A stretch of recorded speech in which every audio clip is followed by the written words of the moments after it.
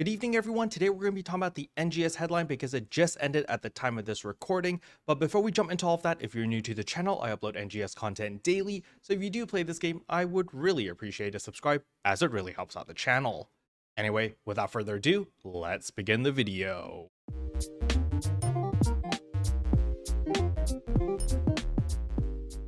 So the very first thing I want to talk about is of course some freebies. So when you do log into the game, make sure that you go to your systems, get campaign items and receive item account. And you'll see right here that we actually got some compensation because we did get an emergency maintenance today. So make sure to pick up your 20 star gems as well as 3 of your N rare drop rate 100% boosters. Now with that out of the way, the next thing I want to talk about is of course the NGS headline itself, and the main attraction is going to be the Mars system. So this is basically our super ultra mecha robots that we can summon from thin air, and yes, it's kicking in on July 31st, so really soon, basically next week. Once this comes in, you'll be able to rock all of these Mars systems, and you'll be able to use the Mars system in urgent quests, limited time quests, Leciel exploration, Nameless city. Basically in every single game mode you're going to be able to use these Mars system, and it's going to be absolutely insane because remember, the Mars system is giving you superpowers. Basically you have 4 different weapons that you can choose from.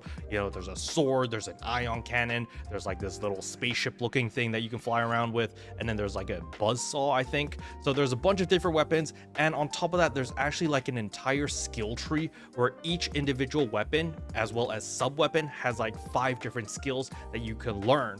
So this is going to be super cool. Now in order to unlock the Mars system, you are going to need to do a quest. I believe it's just going to be like a little side quest that just teaches you how to use it. There's also going to be a limited time quest which teaches you the basics, so you can just go into it. There's no time limit. It just tells you how to do certain things and you can just practice there. It's basically a practice mode for the Mars system, and there's going to be these little canisters that you can pick up to power up yourself so that you can immediately go into the Mars system permanently in that game mode or in that tutorial, so that you can practice combos, so you can learn which weapons you like, what combination of different stuff that you like in order to make the perfect build. So that's going to be really cool. So that limited time quest doesn't reward you with anything. It's just like a testing ground for players to see what combinations of weapons they prefer. However, as you can see in this screenshot right here, this is the new action system Mars skill tree, and there are a bunch of different skills where you can allocate skill points to. So in order to unlock more of these Mars skill points, you're going to need to go into Leciel exploration in order to farm for these Mars capsules or something. I forgot what they're called, but you need a farm for this material which you'll be able to use to unlock extra skill points, which will allow you to learn all the different skills over here. So as we can see here, there's the Garm, which is like the sword. You've got the, I don't know what this is. You've got the Hydra, which is the gun. And then you've got the Skilla, which is like the spaceship looking thing. I guess this one's the buzzsaw looking thing, but nevertheless, you know, we're gonna have to figure everything out once the system comes out. But there are a bunch of different skills that you can learn and that you can unlock in order to make whatever weapon that you prefer more efficient. Now do keep in mind, you can reallocate these skills anytime you want at no additional cost. So let's say that you invested 5 points into Garm because you're like, oh, I like big sword, and you're like, oh, maybe the big sword doesn't really fit my playstyle because I'm more of a ranger or force or like a, you know, a backline type of class, and maybe I want to try the Hydra because the Hydra is a freaking ion cannon that you summon from the sky. Maybe you want to switch to that. You can reallocate your 5 Garm skill points into the 5 Hydra skill points, and boom, immediately you are maxed out for the Hydra skill class. So you can just kind of mix and match, and it's actually a really good system. But first of all, we're going to need to do a lot of Leciel exploration to unlock all those skill points to begin with. Now another thing that caught me by surprise was actually the Alio Crimson Realm is coming out on July 31st as well. I thought they would put this way back in, like, you know, basically August or end of August, but surprise they're putting it right at the very beginning. We're getting Crimson Realm right off the bat. Now we are getting new armors. They did say we are getting new armors. There's a new 10-star rarity armor that gives us 6% all potency, so it is incredibly powerful. However, they didn't mention it dropping from the Crimson Realm at all. So we don't know if it does have a chance of dropping in the Crimson Realm or not. I believe they did mention that it does drop in Leciel Exploration. Nevertheless, Crimson Realm is going to be available on July 31st. I'm very excited for this. This is going to be really, really cool because it rotates between all three of the different combat zones. So the first day might be Vanford Laboratory, second day will be Rezo Forest, third day will be Mount Magnus, and then it'll loop back to Vanford Laboratory. So you're never going to be bored of the same environment that quickly because you're going to be cycling between the three. Now, for me personally, I prefer Vanford Laboratories as well as Rezo Forest over Mount Magnus. I'm not the biggest fan of Mount Magnus, but nevertheless, I'm going to be farming here because I just miss Crimson Realm. It's just a really nice game mode. Now, on top of that, there's also a bunch of quality of life changes. However, you know, just because you hear quality of life, don't roll your eyes and be like, oh, it's useless, because one of the main quality of life changes is the Nameless City exploration will support all ship matchmaking. This is ginormous. This is really, really big news because I know Nameless City hasn't been popular recently because, you know, people basically just farmed everything that they needed and they're like, oh, I don't need to farm Nameless City anymore. But now with the all ship matchmaking and with the new Nameless City coming out, there's going to be a lot more demand. A lot more people are going to be interested in farming Nameless City. So that is definitely going to be pretty interesting to see. So yeah, I'm pretty happy about that. Now, on top of that, they've also added 2 new innerwears, which, you know, they expose more skin. So if you are going for a skimpier outfit, well, here you go. You can use this innerwear so that you don't see your character's innerwear anymore, basically. They're also adding easy photo mode into the main menu under personal. So under the personal tab, so that you can get to photo mode a lot easier. And easy photo mode is pretty user friendly. Like, you know, even a dum-dum like myself can use it. And I do pretty well for myself with easy photo mode for making all these little thumbnails. Now, on top of that, we also get a new gold Arcs ID backdrop. So this is just a flex basically for people who have a ton of titles. So if you're a achievement hunter, you can show off this gold background and be like, yes, I'm an achievement hunter. I've got all the titles and stuff like that. So that is pretty cool as well. Now, on top of that, there's also a bajillion different AC scratches. But this one is pretty notable because this one is the Halpha Summer Splash. Personally, I really like the yukata design for the 2 male characters as well as Ran.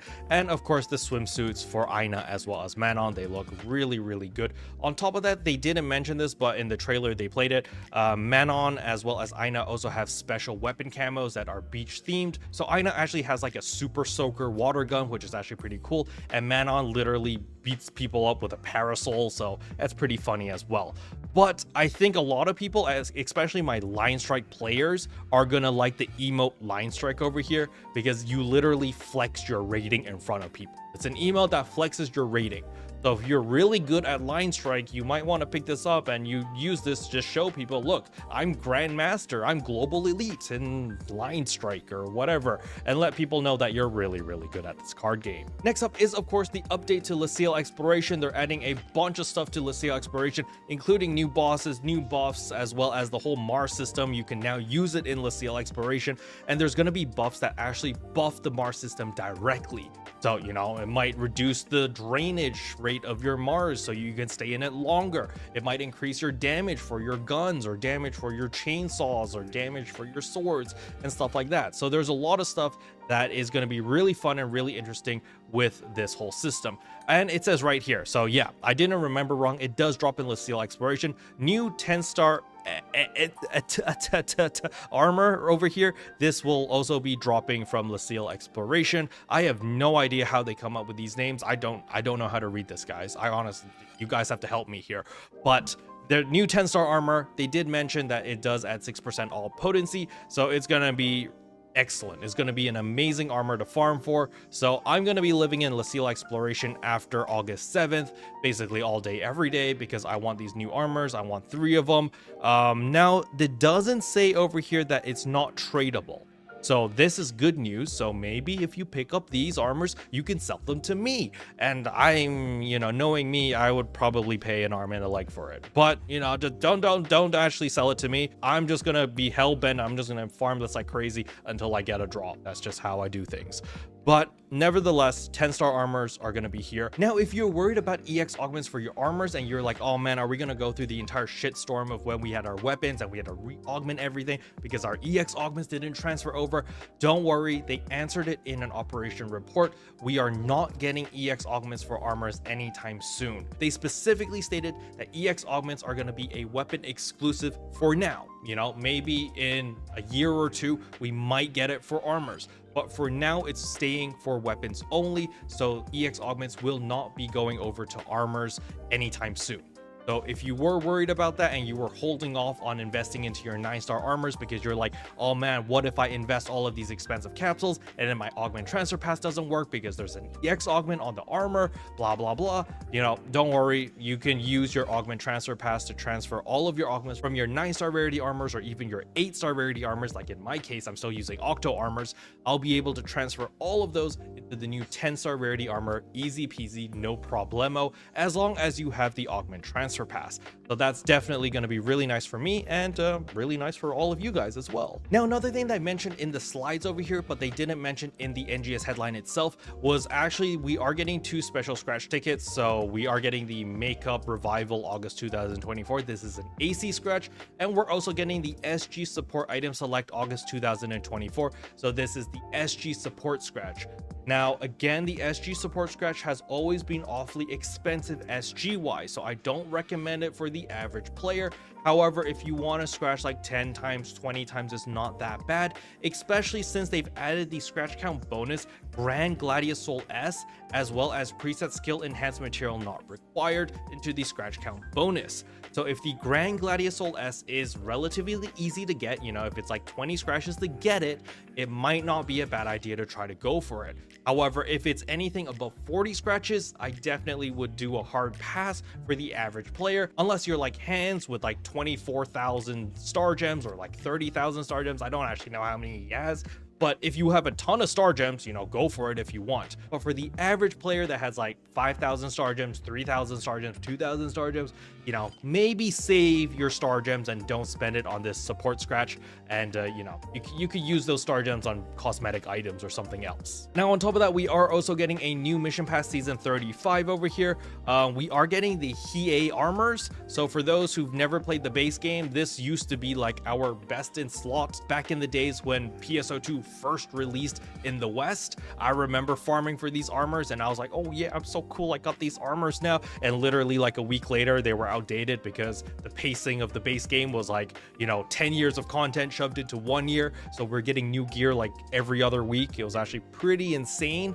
But nevertheless, you can actually get these armors, or at least the cosmetic look of these armors, which are pretty badass. Now, moving on to August 21st, we have a Grand Series Runes Battle. This is a limited time quest. Now, it is a 16-player limited time quest, but don't worry, it supports all ship matchmaking. So Sega finally listened to us. You know, we were like, Sega, please give us a limited time quest where we can play with all of our friends on all different ships. They finally did it. The technology finally updated from Windows 95 or something, and now we can finally play together. So this is really, really good news. So I'm excited for this because all of the mobs that you fight over here are gigantics, which means that Gigastat 4s are going to be a lot easier to obtain, and you can just run this over and over. With 16 players, it shouldn't take too long, and that way the Gigas Mass Day prices as well as the Grand Gigas Mass Day prices will go down as there is a surge of supply as people will be able to craft all of these capsules.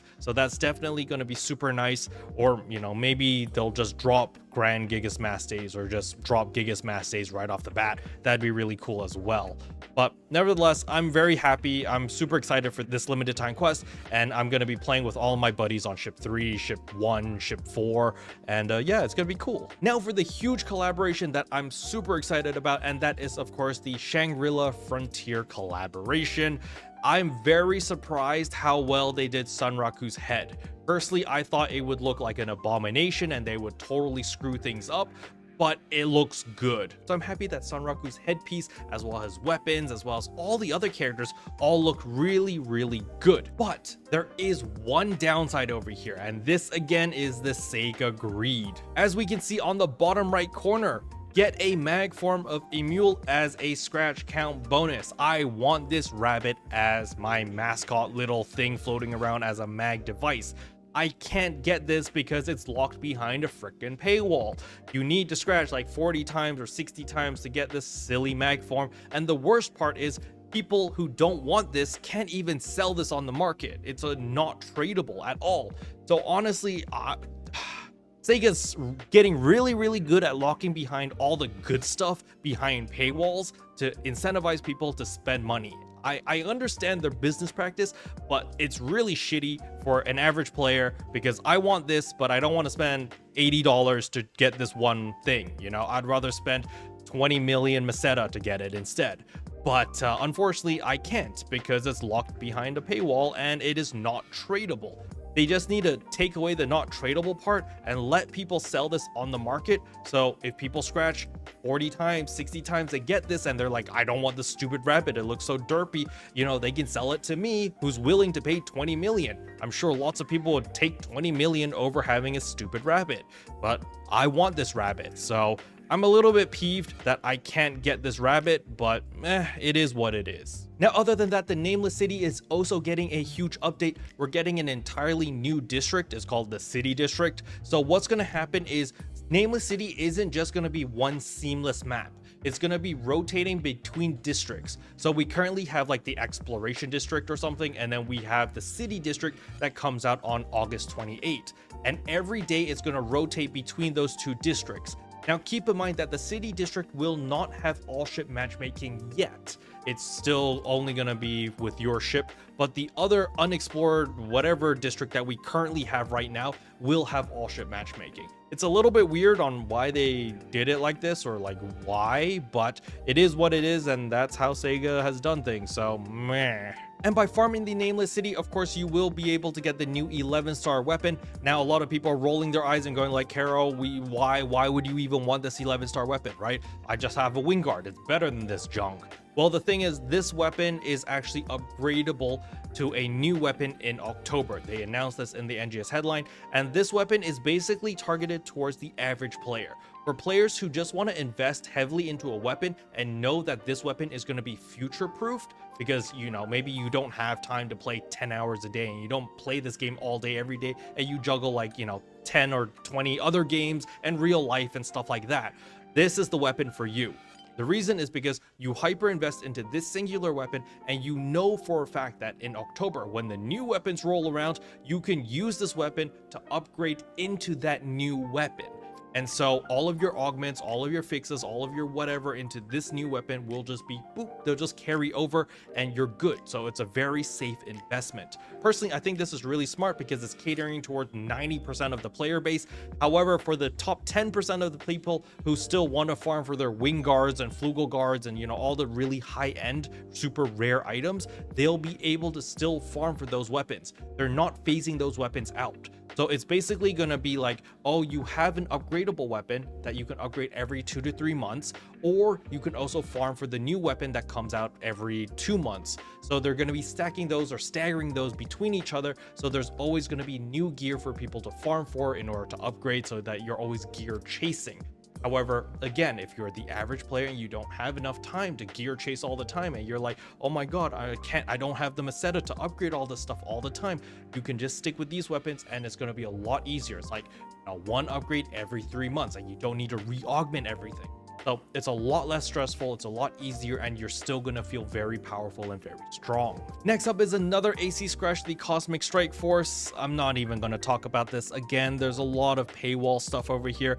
A lot of really cool items, but locked behind paywall. I've told you my rant already. Next up is gonna be the 2 special AC scratch tickets. So we're getting the Rewind collection on the right, so, you know, new hairstyles and stuff like that, or not new hairstyles, just like reruns of those hairstyles. But we also have the AC support item select September 2024. So all of those Anati capsules are coming back again. I'm very surprised that they're releasing these that frequently, but the main thing that a lot of people should be paying attention to is going to be the scratch count bonuses. So the Gland Gigas Master S, as well as the N Augment Transfer Pass. If you are a cash user, you definitely want to spend money on this because of these items. Just the N Augment Transfer Pass is enough to incentivize a lot of cash users to spend money. because remember, this is a full-on transfer pass. That's 100 vouchers. You're saving like 100 days worth of dailies, basically. That's like 1/3 of a year. So having this augment transfer pass in the scratch count bonus is like super incentivizing people to spend money. Personally, I think if you are a whale, you know, it's not going to hurt you at all. By all means, go ahead and spend the money because the rewards are just so good. However, if you are a light spender, I definitely would teeter towards the more cautious side. Augment transfer passes are obtainable fully free to play. It's just a matter of time. As long as you're patient, you can get all of this stuff for free. You don't have to go out of your way and swipe that credit card. So if you're a light spender, play on the more cautious side. But if you are a giga whale, then just swipe away. Now, next up is the operation report. This time I was very surprised that every question in the operation report was actually a really good question. The first one is the parameters for the Mars system. So that's basically, what does the Mars system scale off? The original design of the Mars system was you just get into your robot and it scales off whatever skills you allocated into the Mars skill tree. So it was its own standalone thing.